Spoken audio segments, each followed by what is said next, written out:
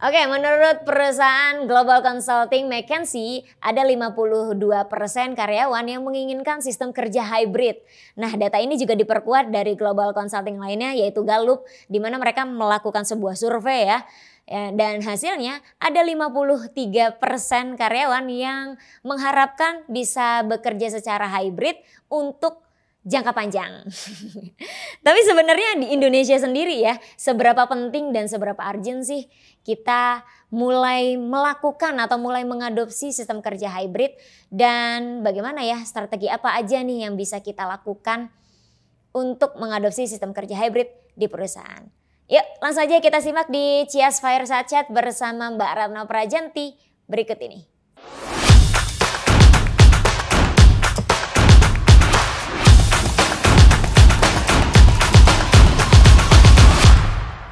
Oke, sekarang di studio kami sudah kedatangan Mbak Retno Prajanti. Oke, beliau ini trainer Cias dan juga analis di Cias ya. Oke, sekarang kita mau ngobrolin apa nih? Yang lagi ngetren deh ya? Yang lagi ngetren betul. Apa tuh? Hangat banget. Hybrid working ya. Yes. Oke. Betul banget. Jadi sebelum 2020 itu kan hampir semua perusahaan kayak mayoritas itu menerapkan work from office. Yes. Pandemi datang, kebijakannya juga berubah. Yes. Kayaknya hampir seluruh perusahaan ya menerapkan harus bekerja dari rumah. Hampir semua. Tapi sekarang mulai 2022 itu mulai ada kebijakan baru lagi. Aduh ya, kebijakan baru lagi hybrid working. Yes. Ya. Perubahannya cepat banget nih. Tapi menurut Mbak Retno sendiri, seberapa urgent sih kita harus mulai switching dari work from home ke hybrid working?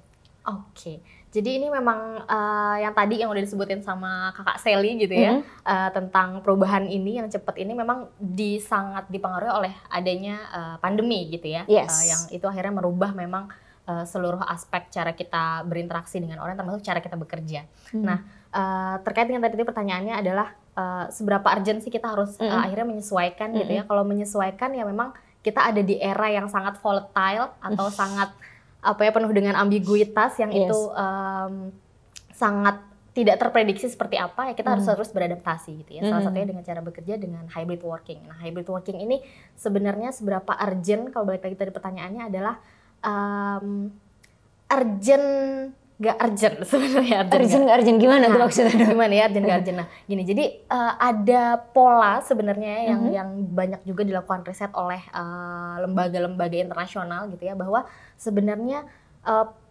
perilaku atau juga persepsi para karyawan ya yang saat ini itu ada perubahan nih persepsi dari mereka. Mereka itu sekarang kecenderungannya mulai menimbang-nimbang mana sih yang lebih layak, mana sih yang lebih berharga gitu ya. Kita ambil contohnya adalah orang sekarang kecenderungannya adalah lebih mementingkan tentang well-being. Yes. Betul. Yes gitu ya, lebih mengutamakan tentang family-nya dia, tentang mental health-nya dia dibandingkan dengan kerjaan. Gara-gara pandemi kemarin nih, jadi semuanya mindset-nya jadi berubah ya. Banget gitu ya. Jadi orang akhirnya apalagi kemarin mungkin sempat yang juga kehilangan keluarganya gitu kan ya, mungkin orang akhirnya berefleksi bahwa gue tuh sebenarnya tuh selama ini sibuk tuh untuk apa sih gitu nyari ya. apa sih? Yes, nyari apa sih gitu ya. Ini agak-agak filosofis nih ya. Tapi ya itu yang terjadi gitu ya. Pun di saya sendiri juga jadi berpikir ulang gitu ya.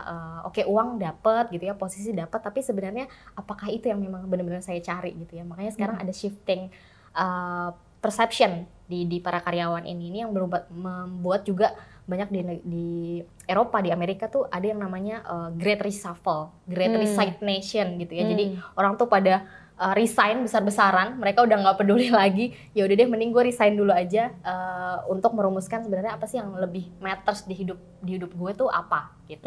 Nah balik lagi ke yang tadi, penting gak penting tadi ya, pentingnya karena ada perubahan pola persepsi dari karyawannya sendiri, kecenderungan untuk mereka akhirnya berpikir untuk mencari pekerjaan yang lebih fleksibel, yang lebih memungkinkan flexibility, yang lebih memungkinkan mereka untuk bisa menyeimbangkan antara pekerjaan dan juga kondisi tadi well-being-nya, mental work life balance. Work life balance, betul. Mantranya anak milenial ya. Mantranya anak milenial. Walaupun nanti kita perlu takar juga ya, balance-nya seberapa sih gitu ya. Karena ada acuan-acuan profesionalisme juga ya yang perlu kita kalau sebagai karyawan tentunya harus tetap bekerja secara profesional gitu. Nah, tadi itu yang pentingnya. Yang dibilang nggak pentingnya atau mungkin kurangnya adalah yang perlu mungkin kalau boleh ditekankan lebih kepada melihat ya gitu ya, karena nggak semua pekerjaan sebenarnya itu cocok untuk dilakukan secara remote.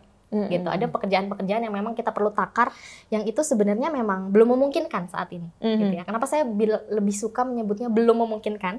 Karena kita nggak pernah tahu teknologi di masa depan itu sangat terbuka sekali. Dulu mungkin kita mikirnya yang namanya mobil itu ya harus ada drivernya, gitu ya, harus ada yang ngendaliin gitu ya. Tapi kan sekarang serba autopilot. Bahkan alat-alat berat di pertambangan juga sekarang sudah beroperasi gitu ya, nggak cuma di pertambangan luar negeri tapi juga di pertambangan Indonesia. Beberapa ada yang sudah pakai yang autopilot tanpa ada operatornya. Betul gitu. Jadi saat ini ada beberapa pekerjaan yang memang harus kita pilih, nggak semuanya bisa dilakukan secara remote atau hybrid gitu ya. Tapi ketika dengan perkembangan teknologi juga sebenarnya ada beberapa pekerjaan yang lebih efektif sebenarnya dilakukan bisa remote. Jadi juga ngasih peluang untuk pekerjanya yang tadi dapetin fleksibilitas tadi. Gitu. Oke. Kalau itu kan tadi urgent nggak urgent gitu ya. Tapi kalau dari segi perusahaan gitu ya, sekarang kan banyak banget, bahkan surveinya 53% loh. Karyawan tuh pengennya hybrid gitu. Sedangkan sekarang kayaknya juga untuk balik 100% work from office agak berat juga gitu. Sedangkan karyawan pengen menghindari adanya kalau ke kantor bisa 2 jam gitu ya. Apalagi di Jakarta ya. Aduh. Udah di Jakarta hujan. Aduh. Ya, itu deh tadinya bisa ditempuh 15 menit bisa sampai 2 jam kali itu. Sekali perjalanan. WP jadinya 4 jam hanya untuk di jalanan. Yes. Kalau menurut perusahaan seberapa penting gitu ya perusahaan perlu mengadopsi hybrid working gitu sesegera mungkin. Mungkin kan di sini ada perusahaan yang teman-teman ya yang memang belum mengadopsi hybrid gitu ya. Sekarang mungkin masih work from home full gitu. Itu seberapa penting sih Mbak? Sebenarnya balik lagi tadi ya, tergantung bisnis modelnya perusahaannya itu sendiri gitu ya. Jadi nggak bisa kita pukul rata, hybrid working nih lagi tren terus semuanya harus nerapin gitu. Gara-gara tren jadi ini ya. Terus latah gitu ya, pengen ikut-ikutan. Gitu. Nah, gitu. Jadi karyawannya juga perlu bijak ya. Jadi nggak bisa langsung kita ujuk-ujuk menuntut gitu ya. Ayo dong Pak Bos gitu ya, kita nerapin hybrid working lagi tren, nggak bisa gitu. Iya, perusahaan sana udah begini, udah gitu. Hybrid nih, ayo dong kita. Betul. Jadi harus dilihat lagi, balik lagi ke bisnis modelnya, ke cara kerja di perusahaan itu sendiri, nature pekerjaannya itu seperti apa. Nature-nya seperti apa ya. Gitu. Jadi memang perlu ditakar sih setiap organisasi, setiap perusahaan perlu benar-benar melakukan assessment gitu ya, menakar-nakar mana nih pekerjaan-pekerjaan yang memang bisa dilakukan secara remote gitu ya, mana yang memang ya mau nggak mau harus on-site gitu. Kayak gimana sih contohnya misalnya gitu ya, ada pertanyaan. Ya contohnya adalah manufacture misalnya. Terus tadi manufacture tuh pabrik berarti, terus juga ada pertambangan mungkin itu ya, nggak semuanya bisa. Nggak bisa ya. Rumah sakit gitu ya, apalagi kalau di Indonesia misalnya gitu. Walaupun memang sudah ada teknologi ya saat ini, operasi, bahkan kalau di luar negeri kita melihat inovasi-inovasi tuh, operasi itu bisa dilakukan jarak jauh loh. Dokternya ada di mana, pasiennya ada di mana gitu ya. Video call ya. Iya, video call. Tapi balik lagi di Indonesia, again, yang jaringan konektivitas internet misalnya itu juga masih belum merata di semua area gitu kan. Itu kan nggak mungkin juga untuk dilakukan secara menyeluruh gitu ya. Terus apalagi education, pendidikan gitu ya, nggak semua siswa di Indonesia juga mumpuni. Kita yang kemarin aja sekolah dari rumah aja banyak challenge-nya gitu ya, walaupun memang sudah diupayakan sedemikian mungkin lah ya, sudah dicoba, tapi toh memang masih perlu nih untuk balik lagi. Jadi memang again balik lagi, nggak semua perusahaan sih menurutku kalau dibilang seberapa urgent sih gitu ya, tergantung perusahaannya. Silakan perlu dilihat dulu lah ya, bisnis modelnya seperti apa, bisnis modelnya, nature pekerjaannya seperti apa gitu sih. Oke, berarti nyambung yang tadi, berarti kalau dari penjabaran Mbak Retno tadi, berarti nggak semua industri itu bisa hybrid working ya? Belum bisa. Belum bisa. Yes. Oke, belum bisa. Apa tuh? Belum kebayang tuh, maksudnya belum bisa. Berarti kemungkinan yang tadi tuh mining itu bisa jadi mungkin ada beberapa departemen mungkin ya yang mungkin bisa dilakukan secara remote, tapi yang tetap di onsite ya onsite. Berarti industri yang sekiranya kalau sekarang nih belum bisa hybrid tuh industri apa? Mining, manufacture. Menurutku tuh kayaknya belum ya, sependek pemahaman saya ya. Mungkin nanti boleh nih teman-teman penonton kalau mau ngasih komen juga gitu ya, mungkin ngasih informasi. Ini kita saling berbagi informasi boleh banget. Oh udah ada loh ternyata di negara mana gitu ya. Mungkin itu boleh juga nih ya buat pembelajaran kita bareng, itu boleh tambahin. Tapi yang sependek pengetahuan saya ya tadi, mining tuh kayaknya belum memungkinkan untuk fully remote gitu ya. Terus juga manufacture tadi, gitu ya. Terus juga rumah sakit juga belum memungkinkan sepertinya, sama education terutama yang pendidikan dasar ya. Pendidikan dasar ya.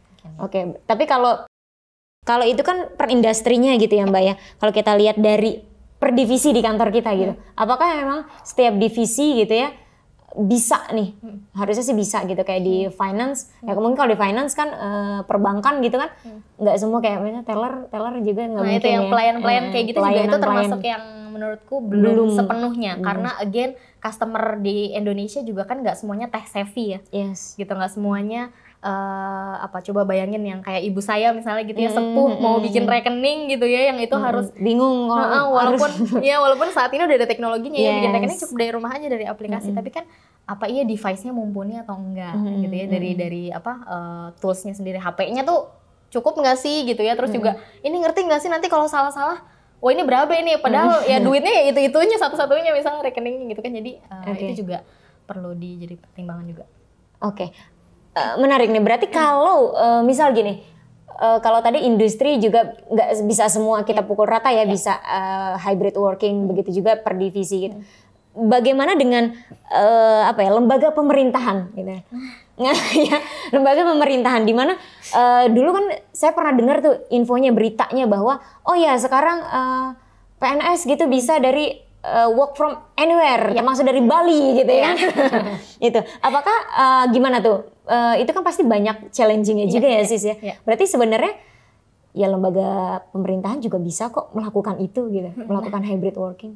Ya betul. Apalagi kemarin juga kan sempat digaungkan juga ya oleh pemerintah ya, bekerja dari rumah gitu ya. Tapi apakah harus balik lagi? Nah again, apalagi kalau lembaga pemerintahan ini terkait dengan layanan gitu kan ya, pelayanan publik gitu ya. Ada beberapa yang bisa, ada beberapa yang memang masih belum gitu ya. Terutama untuk yang pelayanan harus ketemu langsung sama masyarakat ya. Mungkin belum memungkinkan, tapi beberapa bagian tuh ada. Ada nggak sih contohnya misalnya kalau ditanya gitu ya, emang udah ada nih di Indonesia? Di Indonesia udah ada departemen-departemen yang menerapkan misalnya gitu ya, udah ada ternyata. Lembaga pemerintah loh. Lembaga pemerintah, dan itu kliennya Cias ya, jadi saya tahu banget gitu ya. Oke, lembaga pemerintah sudah ini ya, membuktikan bahwa bisa. Gitu. Dan itu walaupun memang masih struggling ya, karena semuanya kita ini kan 2 tahun ini kan memang kita perlu adaptasi banyak banget ya, cara untuk kita harus beradaptasi lah gitu ya. Jadi memang masih perlu adjustment, perlu refinement di sana sini gitu ya, perlu iterasi di sana sini untuk caranya. Tapi bisa atau enggak bisa ya.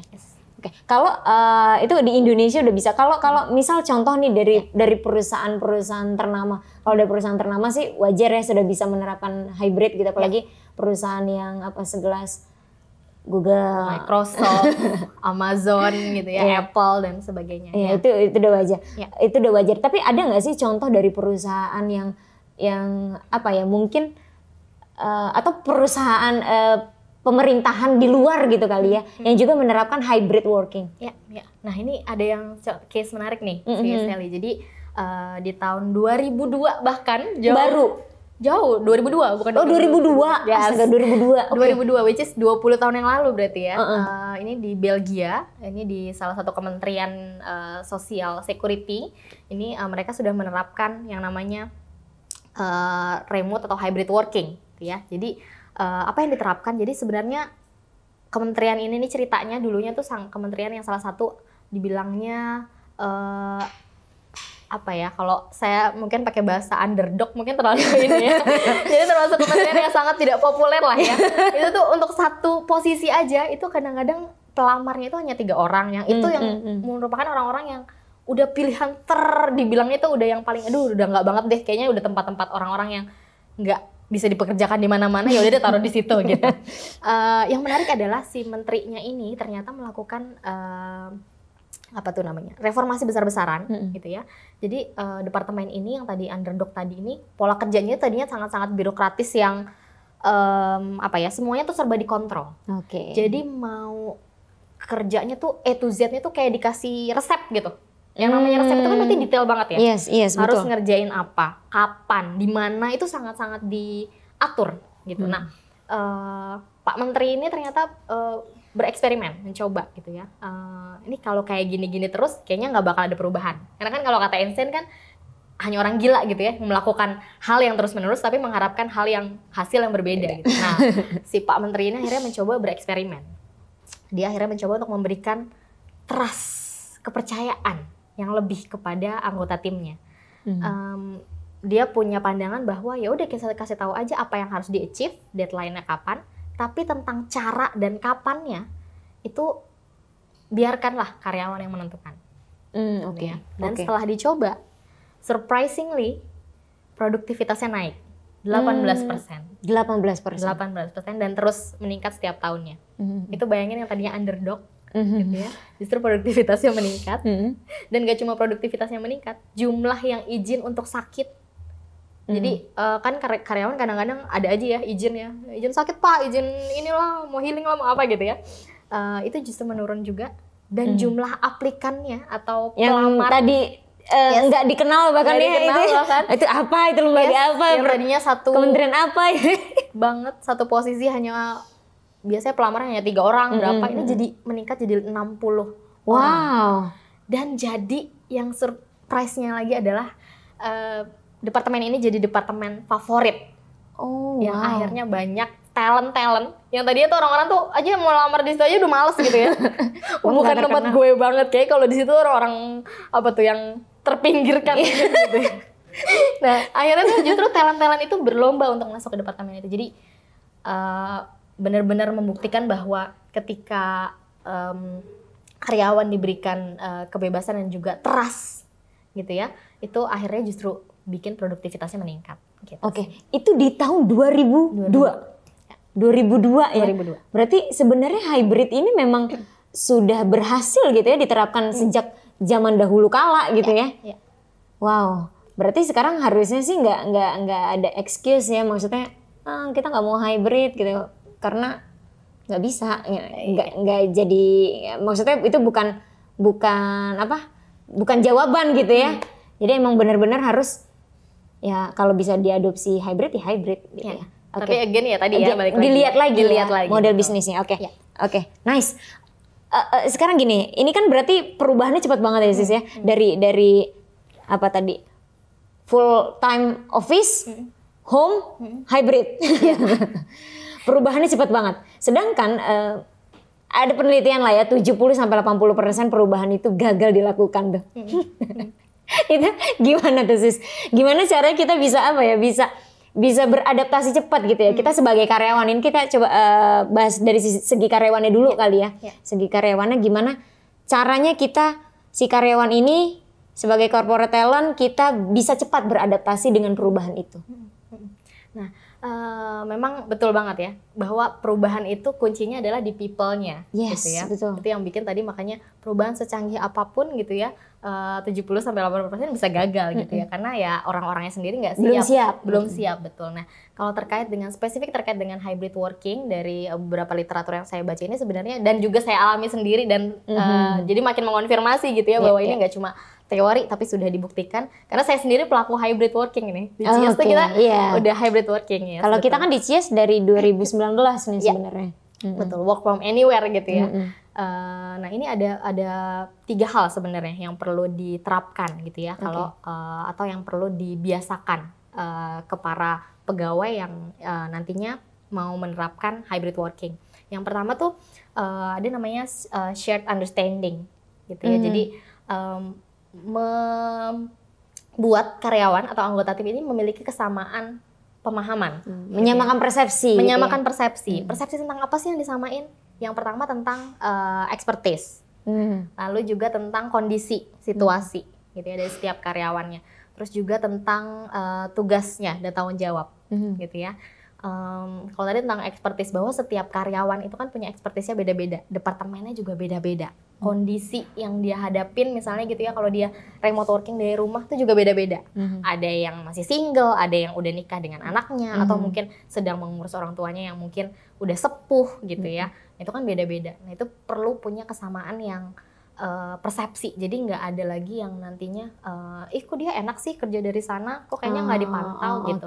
Jangan sampai ada iri dengki kayak gitu-gitu. Iya, bahaya ya. Yes, yang bikin akhirnya suasana kerjanya jadi nggak enak gitu kan. Jadi iri-irian. Iya gitu, itu big no sih. Jadi memang perlu paham nih bahwa setiap orang punya expertise-nya, dan dia juga sudah punya task yang atau tugas gitu ya yang berbeda-beda gitu. Dan juga situasi kondisi yang berbeda-beda, sehingga perlu dibantu, perlu saling bantu nih anggota timnya gitu. Tadi shared understanding yang pertama. Yang kedua adalah terkait dengan shared identity gitu ya. Identity tentang apa? Tentang satu tim gitu ya. Apalagi kalau ada tim yang baru join nih, tiba-tiba langsung masuk kantor, nggak pernah ketemu sama sama teman-teman satu departemennya gitu ya, karena kerjanya remote gitu ya. Ini perlu banget nih dibangun yang namanya identitas tentang bahwa kita tuh satu tim loh, gitu. Kamu tuh nggak kerja sendiri, kita tuh satu tim walaupun terpisah oleh jarak, ruang dan waktu misalnya gitu ya. Apalagi ada yang di waktu Indonesia Barat, yang satu waktu Indonesia Tengah dan sebagainya. Misalnya kalau kita ngomongnya di Indonesia, kita tuh satu tim. Itu juga perlu dibangun. Jangan sampai dia ngerasa, kayak saya kerja sendiri ya, kok saya kayaknya mau minta bantuan tuh susah banget. Saya nggak tahu nih, kita lagi kesusahan nih. Saya nggak tahu harus ngubungin siapa. Gitu. Jangan sampai ada yang kayak gitu. Itu yang kedua. Yang ketiga adalah shared purpose gitu ya. Karena kan manusia itu pada intinya memang selalu mengejar makna, tujuan hidup kita tuh apa sih gitu. Itu juga yang perlu dimiliki oleh tim yang bekerja secara remote working atau hybrid working tadi. Jadi ini sebenarnya ada purpose apa sih yang mau kita capai bersama. Itu yang sebenarnya bikin kita terikat gitu ya, selain tadi identity, saling memahami satu sama lain, tapi juga punya keterikatan nih. Ada purpose besar loh yang mau kita capai di organisasi ini. Nah makanya nih butuh nih expertise dari Anda. Yang beda-beda nih warnanya. Ada merah, kuning, hijau gitu ya, dengan expertise-nya macam-macam. Yuk, akhirnya kita jadi bikin pelangi, jadi satu tujuan yang untuk organisasi kita bareng-bareng gitu. Jadi 3 hal tadi. 3 hal tadi ya. Shared understanding, identity, dan juga purpose. Berarti kan untuk share 3 itu tadi kan perlu peran leader di sini. Yes.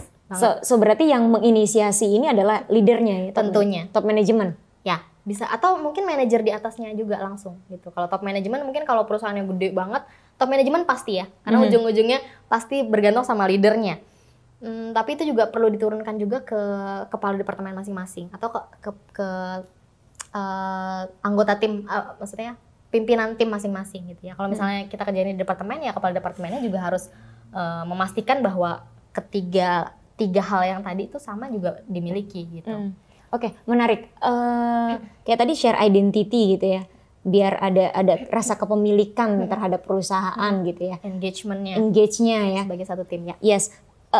Berarti peran leader di sini kan nggak bisa dong setiap karyawan di treatment sama gitu. Kayak misal ada itu tadi intern yang baru masuk gitu atau fresh graduate gitu ya.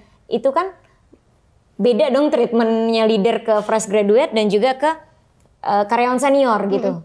Itu apa yang harus leader lakukan? Apakah treatmentnya seperti apa sih yang perlu dilakukan? Ya, ini memang makanya sekarang juga lagi tren nih ya kalau dibaca di literatur tentang HR, bahwa di era yang remote working dan hybrid working ini juga sedang ditekankan nih kemampuan empati dari leadernya.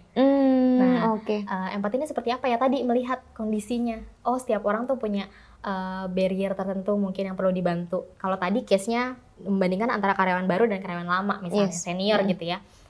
Berarti kalau karyawan baru ini kekuatannya apa sih? Misalnya dia tech savvy gitu ya, digital native gitu ya. Anak fresh graduate banget gitu. Jadi kalau terkait dengan adopsi teknologi, kalau misal perusahaannya pakai teknologi karena memang memberlakukan kebijakan remote working, lebih oke nih. Cepat. Gitu. Nah, cuma memang yang perlu ditekankan di dia berarti adalah terkait dengan yang tadi, shared understanding sama identity sama purpose-nya juga. Itu perlu dikencengin. Apakah memang dia belongingness-nya ke timnya tuh udah oke belum sih, engagement-nya gitu ya. Supaya nanti dia bisa juga menempatkan posisinya bahwa saya tuh juga berperan loh dalam kemajuan anggota tim saya dan juga kemajuan organisasi saya. Itu yang perlu ditekankan. Okay. Nah, kalau dibandinginnya tadi, yang tadi ada fresh graduate, yang satu lagi adalah tadi yang senior. Yes. Nah, dari sisi yang senior mungkin sudah lebih terbangun tuh kebersamaannya, guyupnya gitu betul, ya. Tapi mungkin yang perlu dibantu adjust atau perlu dibantu untuk adaptasinya lebih dalam ada terkait dengan teknologi misalnya. Saya juga nggak bilang yang senior itu lebih kolot atau gimana ya, nanti saya kualat ya. Gitu ya. Tapi kan Anda kan senior juga. Terus saya berarti ya. Gitu ya. Jadi cuma mungkin ya beberapa kan mungkin perlu waktu yang agak lebih lama mungkin ya untuk memahami teknologi. Yes, gitu. Nah, itu makanya perlu dibantu. Tapi sebenarnya kalau terkait dengan adaptasi teknologi ini nggak cuma yang lama atau yang baru sih, semuanya sih harus dipastikan. Tapi memang mungkin ya tadi ya, karena memang juga zaman lahirnya juga beda gitu ya. Kalau anak-anak yang sekarang kan mungkin dulu dia baru lahir aja udah megang handphone bapak ibunya gitu. Jadi lebih mudah gitu ya. Ya yang tadi tetap sih kuncinya tadi shared understanding, identity sama purpose, tapi mungkin ditakar nih mana yang lebih tinggi gitu ya, yang satu mana yang lebih nggak terlalu di highlight misalnya gitu. Oke. Jadi memang harus beda sih, nggak boleh dipukul rata. Ya, beda-beda ya. Beda-beda, betul. Oke. Saya yakin dalam setiap perubahan itu peran leader itu paling utama. Betul ya. Oke. Karenanya saya pengen nanya nih Mbak Retno, kira-kira apa sih yang perlu para leader di perusahaan hindari ketika ketika kerja hybrid ini? Oke. Pertanyaannya menarik nih, mulai dari yang dihindari dulu gitu ya. Yang dihindari dulu. Betul. Dan ini sebenarnya jawabannya juga yang saya rasakan juga sebenarnya gitu ya. Bersyukur banget nih di Cias sangat-sangat suportif gitu ya anggota timnya. Yang perlu dihindari sebenarnya adalah kalau hybrid working ini sebenarnya adalah ketakutan bahwa anggota timnya itu nggak produktif. Ada istilahnya productivity paranoid gitu ya.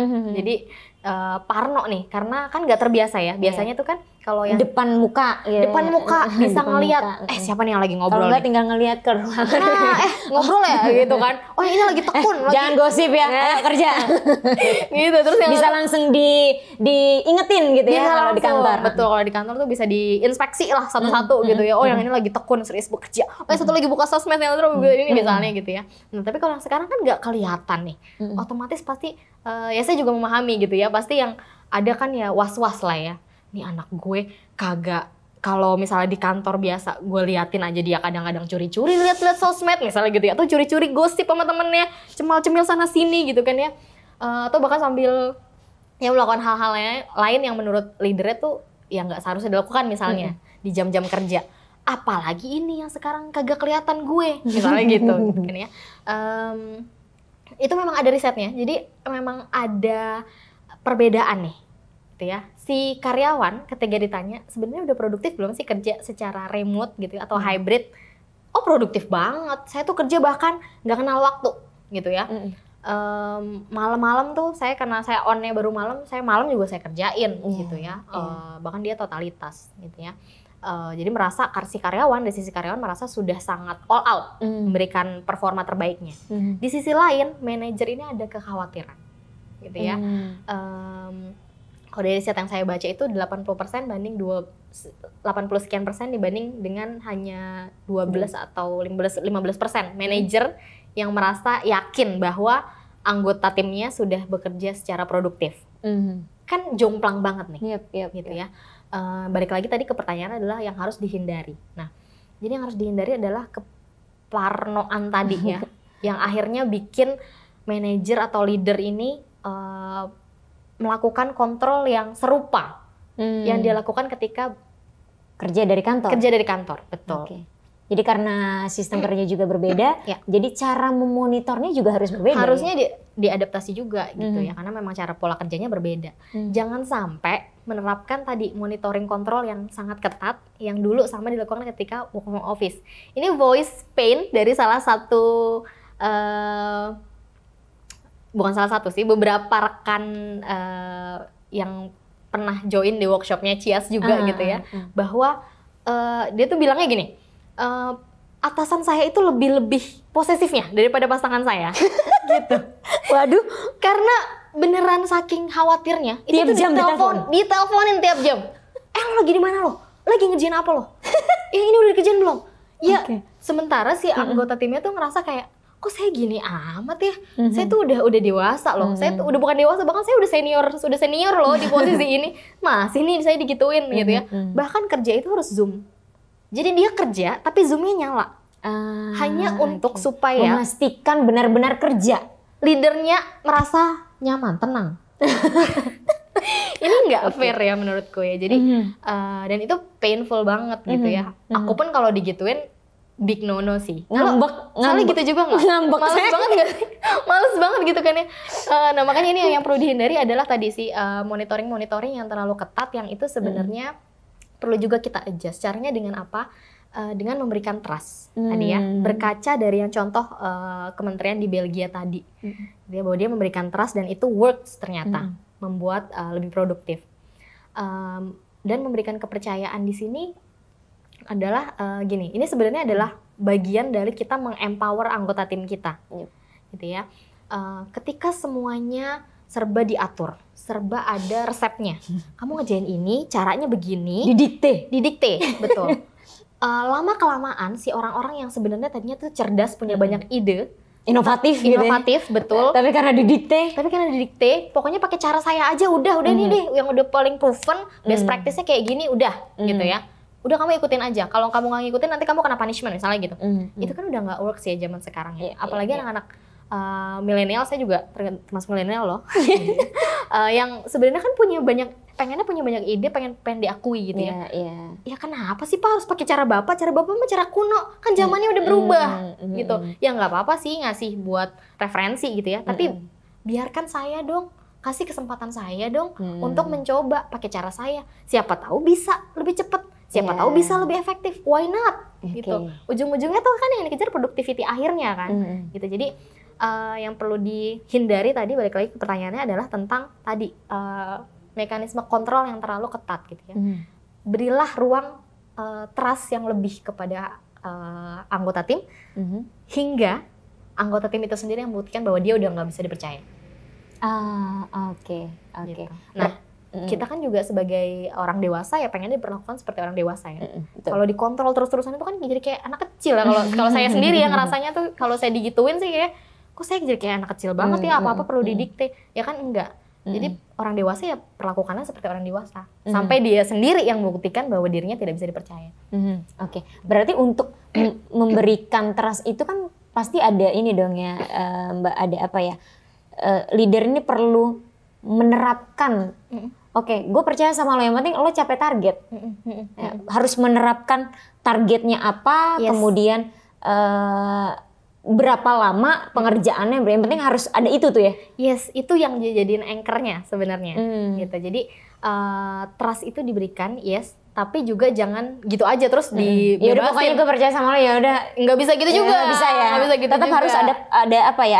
Ada guideline-nya kali ya. Tetap terus harus ada pakemnya gitu ya. Harus ada kandangnya dalam tanda kutip gitu ya. Oh, kamu boleh kamu melakukan ini yang boleh, ini yang enggak, misalnya gitu. Tapi berarti itu tentang what-nya ya. Kalau saya gampangnya biasanya itu tentang what-nya. What-nya itu adalah apa outcome yang mau dicapai dan deadline-nya kapan. Tapi ada waktunya. Ada waktunya, deadline-nya harus dong. Karena kan kita profesional kerja. Kalau lewatin deadline, wah keburu kesalip nih. Apalagi sekarang zaman disrupsi sana sini. Kalau nggak cepet, kalau nggak on time ya kesalip, siap-siap aja. Jadi waktu itu penting, tapi tentang how to-nya, caranya mau dikerjainnya kayak gimana, bebaskanlah anggota tim. Jadi memang kalau saya sendiri melihat hybrid working ini adalah tentang shifting paradigm dari leader, gitu ya, tentang cara menyelesaikan atau mencapai suatu outcome, gitu. Yang tadinya full kontrol banget misalnya gitu ya, bergeser ke trust and flexibility gitu sih. Trust itu adalah kuncinya. Kuncinya adalah trust. Di trust itu. Jadi Yang harus keparnoan itu udah dihilangin aja ya. Yes. Oke, tapi itu kalau dari sisi leader ya. Bagaimana kalau dari sisi karyawan?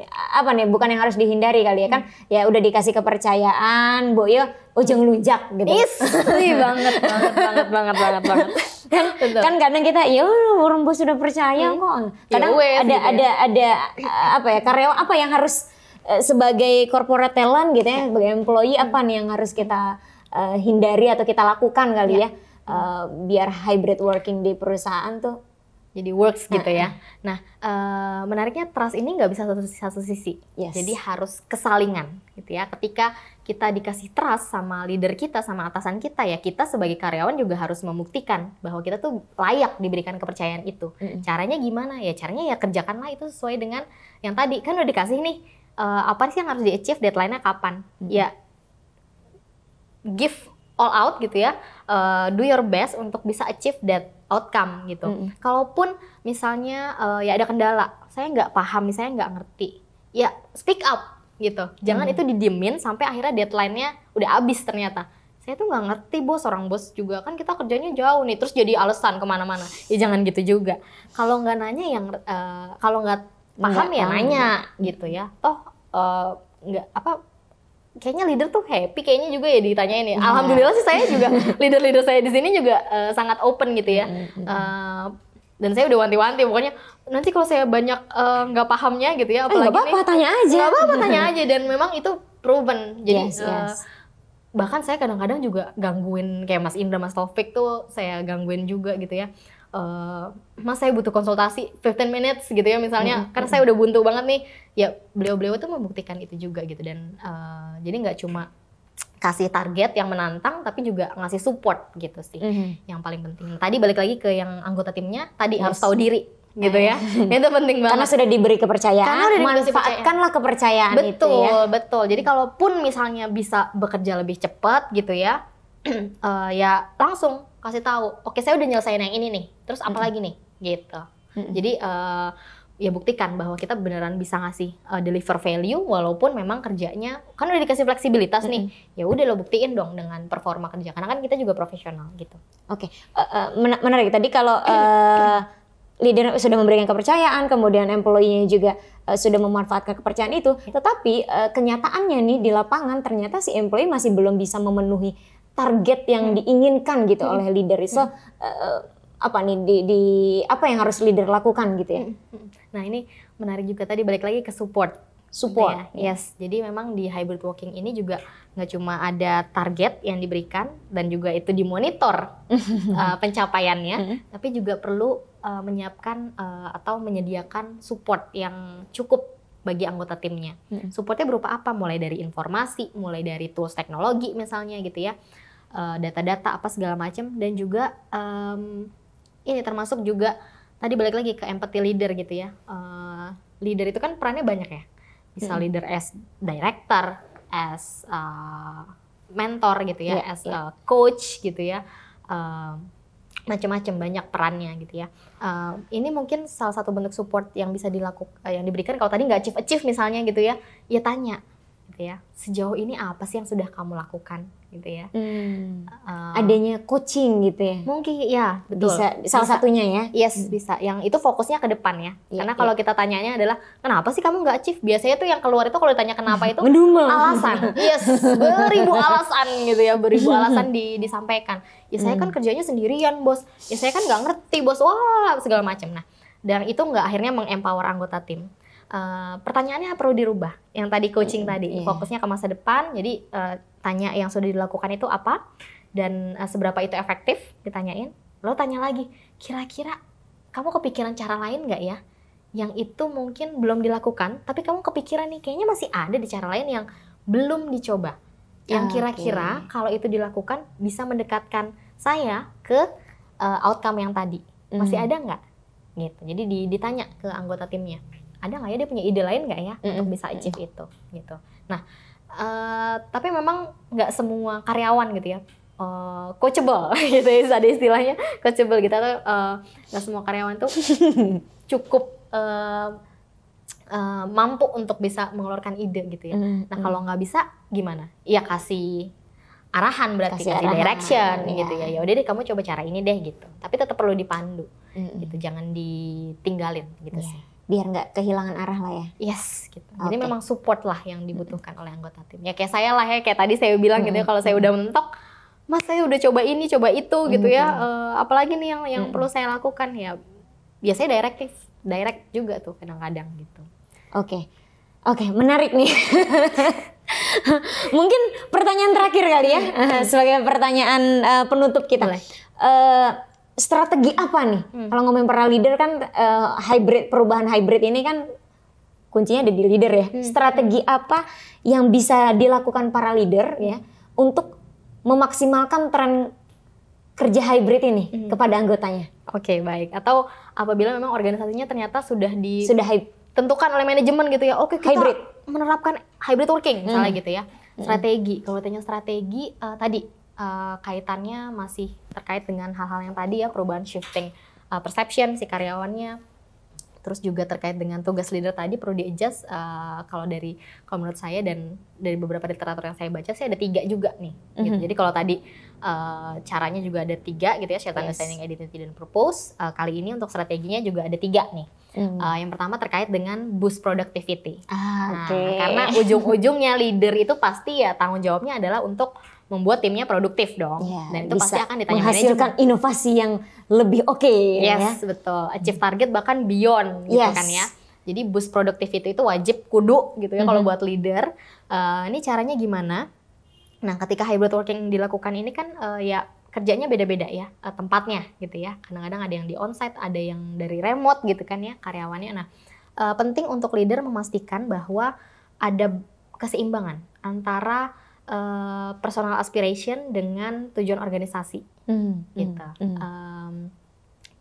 Yang ini akhirnya bisa bikin karyawan itu termotivasi untuk ngasih kontribusi terbaiknya. Nah, ini juga yang dilakukan oleh leader-leader waktu saya join nih di Cias nih. Saya tuh ditanya, "No, 5 tahun ke depan tuh mau jadi apa sih, No?" gitu.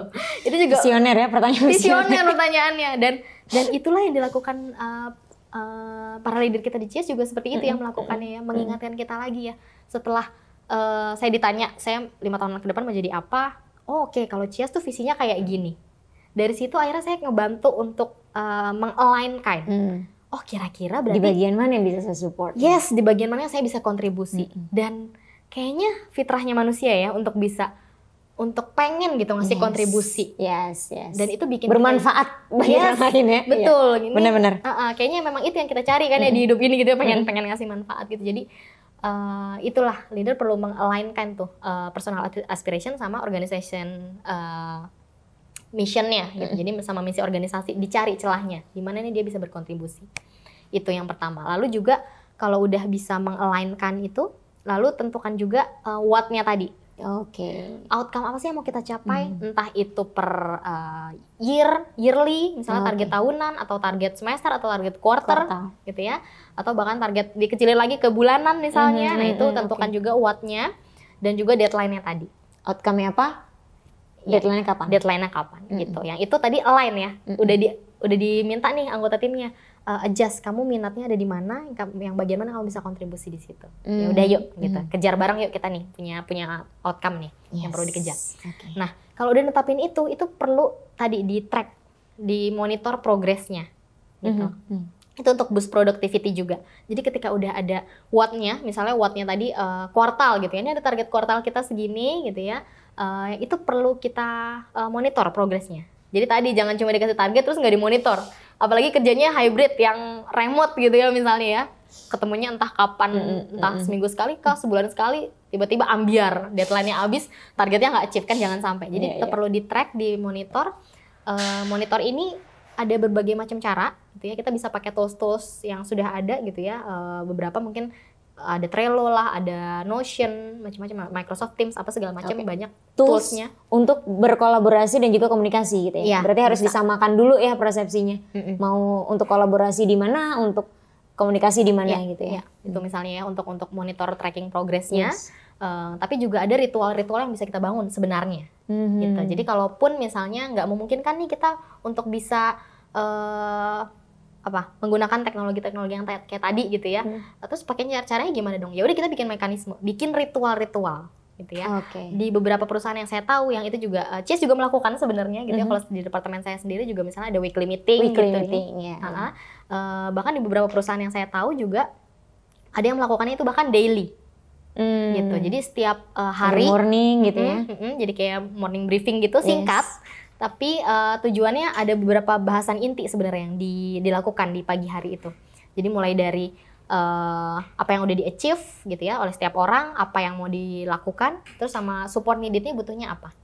Nah dari komunikasi inilah akhirnya ketahuan nih kan ya, oh setiap orang ada progresnya loh, gitu.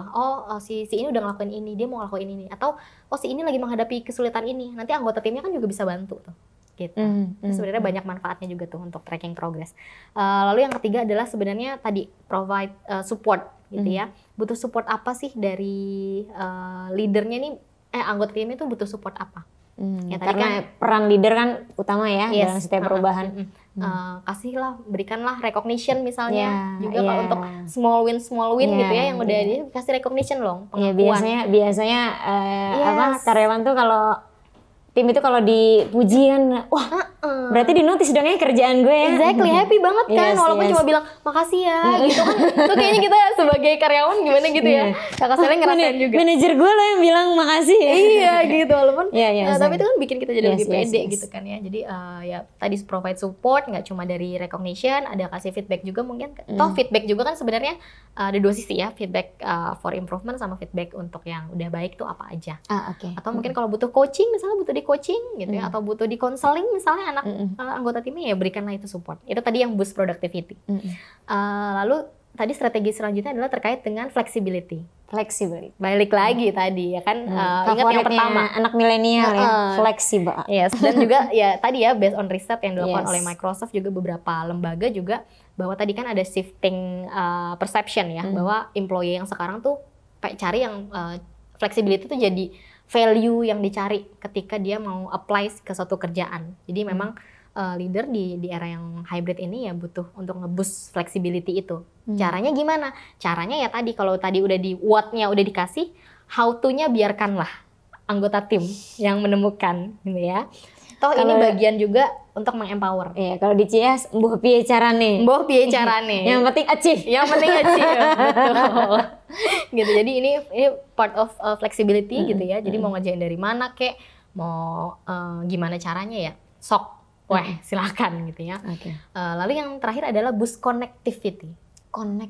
Yes, karena walaupun kerjanya remote, ini kenapa disebut hybrid? Hybrid itu kan sebenarnya perpaduan ya, antara remote working sama on-site working, ya ketemuan gitu ya, in person ketemu. Kenapa sih yang hybrid ini yang dipilih bukan yang remote, totally remote gitu ya, nggak pernah ketemu? Karena balik lagi ke nature-nya manusia. Manusia itu kan makhluk sosial ya.